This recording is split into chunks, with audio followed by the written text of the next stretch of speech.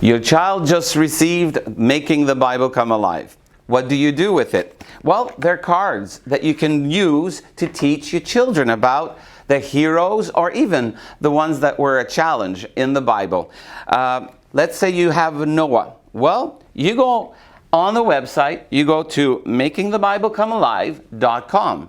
It's a free website to help you discover and activities that you can do with your child with the card. So all you have to do is you have preschool or you have elementary.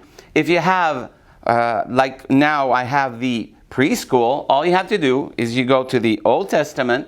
It brings you to the page where all of the characters are, and then you find Noah.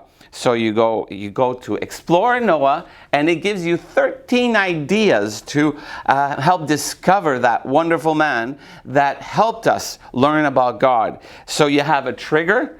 All you have to do is you click on the link that is right there, and it gives you an idea what to do with your child and to talk about Noah.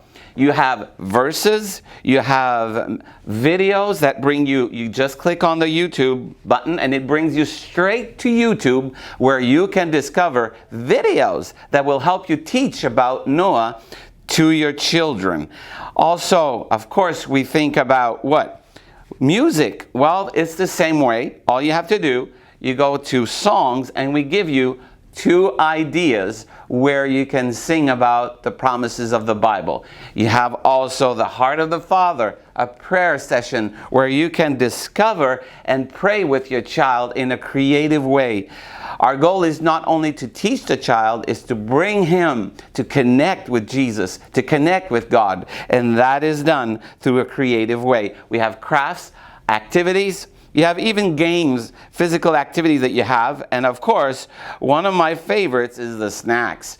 All you have to do is you go to the website and you can learn how to do a creative snack with your child.